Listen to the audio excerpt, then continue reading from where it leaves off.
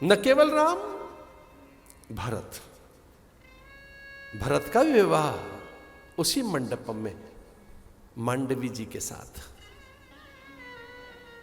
तीसरे लाल लक्ष्मण जी का विवाह उर्मिला जी के साथ। छोटे सुकुमार रिपुदमन शत्रुघ्न, उनका विवाह श्रुतकीर्ति के साथ। लग्न मंडपम में पहले भगवान राम का विवाह हुआ, जानकी जी वामांग में बैठ गईं, देवगण पुनः हर्षित हुए, पुष्प वृष्टि होने लगी। लग्न मंडपम में दूसरा विवाह भरत जी का हुआ, मांडवी जी उनके वामांग में। उसी क्रम में उर्मिला लक्ष्मण जी के साथ, और चौथे कुमार रिपुदमन शत्रुघ्न की वांग संभूता बनी श्रुति कीर्ति। ये चारों देवियों के नाम, महादेवियां। बड़ा आदर सत्कार, बार बार की मनोहार प्रणाम। कितनी बार सुने ना, आदर पूर्वक चारों कुमारों को बुलाती हैं, बुला तो लेती हैं, संवाद नहीं कर पाती। उनका मन तो होता है जामाता को, दामाद को बुला लिया जाए, पर संवाद कैसे करें। सकुचाती हैं सास सुनैना कि मैं अब दामाद से बात क्या करूं। मन तो हर्षित होता है।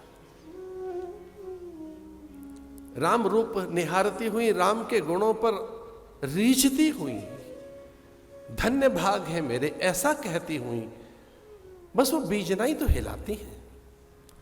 वो संकेत तो करती हैं कि ये पकवान है, मधुर मिष्ठान है। विनम्रता के साथ, कृतज्ञता के साथ, थोड़ी लज्जित सी होती हुई ये कहती हुई कि आपके यहां तो क्या कमी होगी व्यंजनों की, पकवान मिष्ठानों की, आभूषण परिधानों की, सचिव और सेवकों की। आप चक्रवर्ती सम्राट के पुत्र हैं, समूची धरा के नरेश आपको नित्य शीश झुकाते हैं।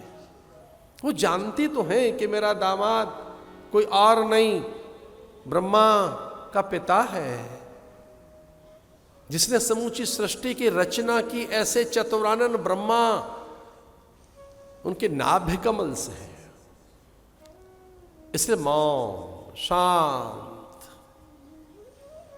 1 महीने की बारात में 1 दिन में आपके साथ बिताऊं तो फिर तो हो गई कथा। 1 महीने की बारात, उसमें सारोकार विचार, शास्त्र विचार, उसमें क्या नाटक हुए, उसमें क्या गीत गाए गए, कौन सी चर्याएं हुई, क्या संवाद हुए, कौन सी कलाओं का प्रदर्शन हुआ, किस प्रकार के गीत संगीत, कौन सी कविता,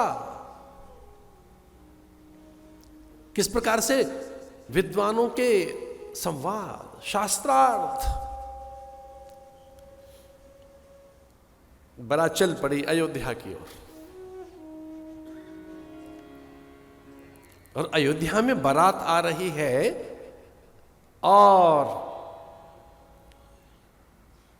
राजभवन के झरोकों में से, गवाक्षों में से झांककर तीनों महधरानियां, कौशल्या, मां कैकेयी, विनम्र, देखिए सुमित्रा, वो निहार रही हैं बारात को। विशाल बारात की शोभा, हाथियों पर, घोड़ों पर, पालकियां, वे किस तरह के छत्रों के नीचे चारों कुमार,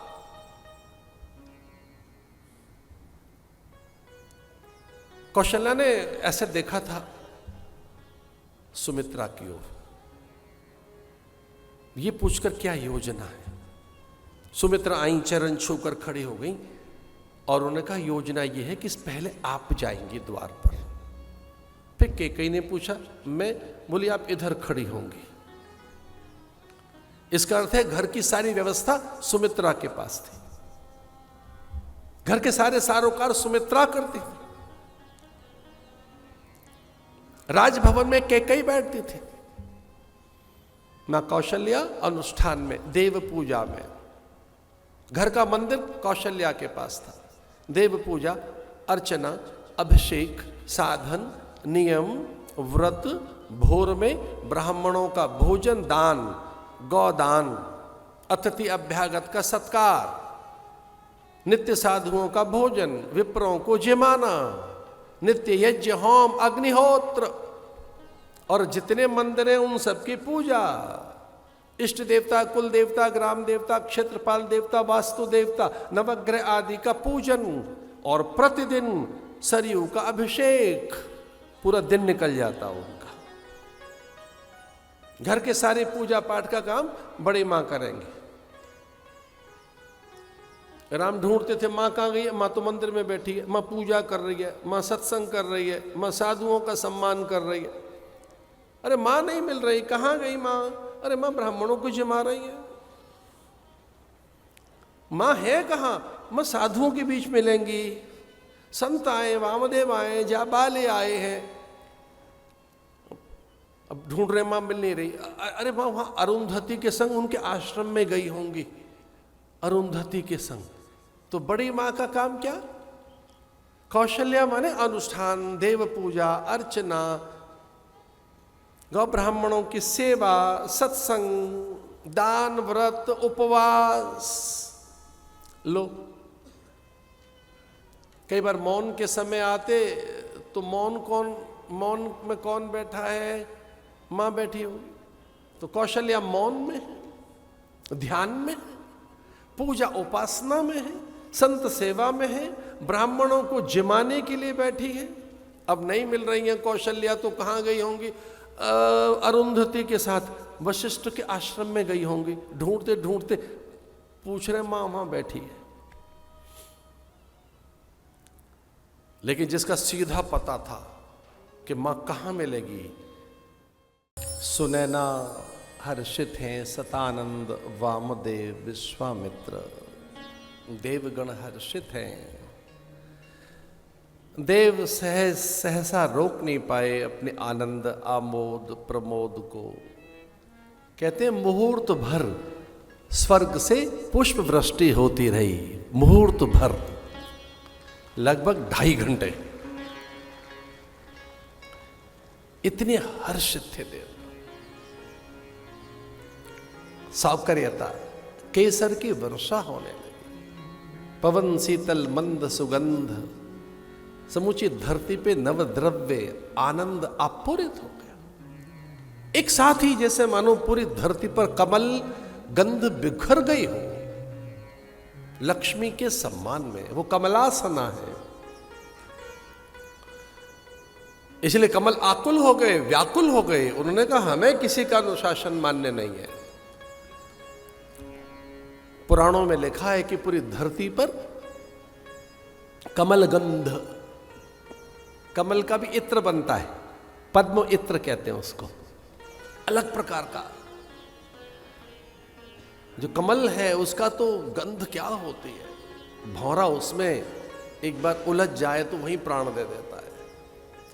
जो भ्रमर पता नहीं कितने पुष्पों को उच्छिष्ट करता है, एक कली पर भौरा कभी टिकता नहीं, पता नहीं कितने फूल झूठे किए उसने, पर वो भ्रमर कभी कमल दल तक पहुंच जाए बस वहां प्राण दे देता है, बौरा जाता है वो भ्रमर, वहां भ्रमित हो जाता है।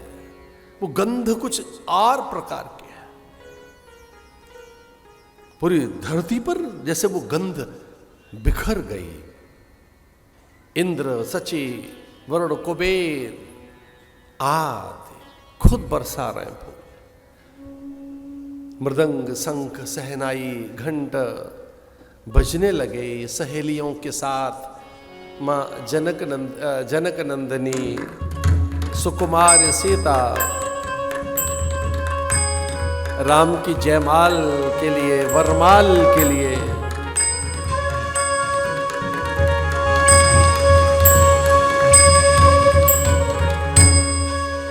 जो कि एक भी पल नहीं लगाना चाहते। अब वामदेव सतानंद। एक भी पल उन्हें लगा कि अब धनुष टूट गया है, अब विलंब नहीं होगा, अब जयमाला होगी। अब किसी प्रकार का कोई सारोकार, कोई विचार, कोई औपचारिकता नहीं होगी। अब कोई अन्य संस्कार, अब गौण, अब कोई आवश्यकता नहीं किसी संस्कार की, अब कोई विचार नहीं होगा, अब जयमाला होगी। धनुष टूटते ही जैसे मानो सतानंद ने, वामदेव, जाबाल, विश्वामित्र, इन सब ने तय कर लिया कि किंचित भी विलंब न हो, अब जयमाल होगी। और सीता जी चली। जयमाल के समय राम जी शांत हैं, प्रसन्न हैं, आनंदित हैं, प्रमोदित हैं। अब सीता जी विचार कर रही हैं, तो तनकर खड़े हुए हैं।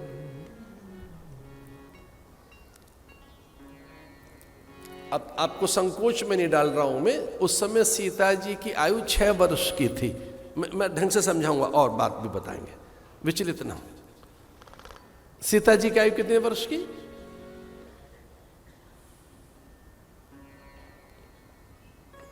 राम 15 बरस के।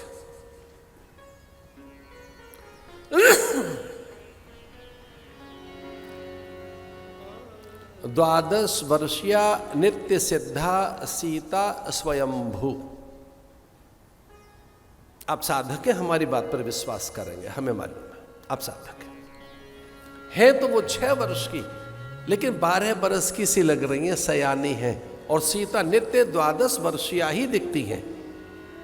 जनक नंदनी सदा दिखती हैं 12 वर्षीय। यद्यपि तो लव कुश भी हुए उनसे, वो तो रावण के वध तक पहुंची वहां। ये प्राय सीता, सदैव सीता 12 वर्षीय दिखती है, नित्य सिद्धा। जो उनका स्वरूप है सीता जी का, वो 12 वर्ष का है। वो बड़ी सयानी सी लगती है। यहां सयान सीता का है तो वो 6 बरस की लली सुकुमारी, लेकिन दिखती कैसी है? 12 वर्षीय। द्वादशाह सिद्धा, उनमें वो सिद्ध रहती है, अपनी योग युक्ति से वैसी बन जाती है जैसा उन्हें बनना है। वो वैसा रूप धारण कर लेंगी, वैसी देह कांति, वैसा शरीर। और राम 15 बरस के, लेकिन वो रावण को कुछ और दिखेंगे, सुग्रीव को कुछ और, बाली को कुछ और दिखेंगे, सहस्त्रबाहु को कुछ और दिखेंगे।